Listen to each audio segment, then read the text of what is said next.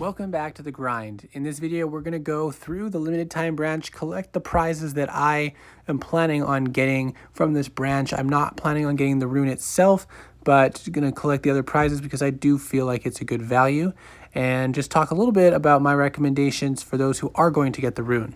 All right, so we're going to go in and claim some prizes in this limited time branch. I have not yet decided if I'm going to get the exotic rune. I don't think I will, but because of the value of these prizes, the cost is low in my opinion. You can never have too many embers or rune dust, even though I have a lot stacked up right now. I know eventually I'm going to invest in runes for my main dragons, and I will be happy that I have spent this amount of sigils on the rune dust. So we're just going to go through and claim these prizes.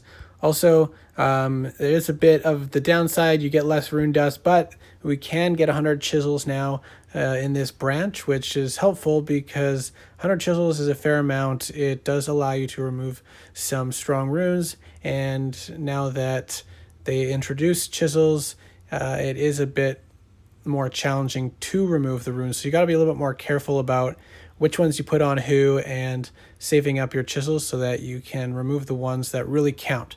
So we're going to go ahead and claim that one as well. And that's that. So if you are going to get the exotic rune, for example, if you didn't get any of the other ones, or you have a longer island, a longer base, you have an earth flak that you would like this rune for, I highly recommend getting the HP primary stat one, because HP is just so much more effective in my opinion, especially for the earth flak, because it doesn't really deal a lot of damage. It's not primarily an attack tower, so you want it to live as long as possible, so the shield effect lasts as long as possible. And if it survives long enough, you can put another super shot on it to shield the towers even longer. So that can really mess up some dragons or some flyers, and make a significant difference on if your base survives or not. It can keep the tower alive long enough for that extra heal to land to beat out the dragon so that it dies. So definitely recommend the HP as the primary stat for pretty much all situations, except maybe lightning towers. If you're putting runes or glyphs on for that, then the lightning tower super shot, because that's the primary reason for the lightning towers. But I hope you enjoyed.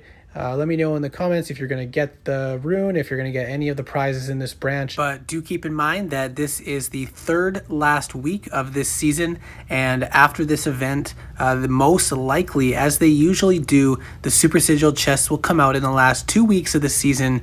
And so keep that in mind with your plans for if you're trying to finish a dragon line, a rider line, or whatever it may be, or if you're pushing for a mythic. Don't put yourself in a bad position by overspending on this branch if you do not have the resources. And good luck with the remainder of this event and this season, and we will see you in the next video.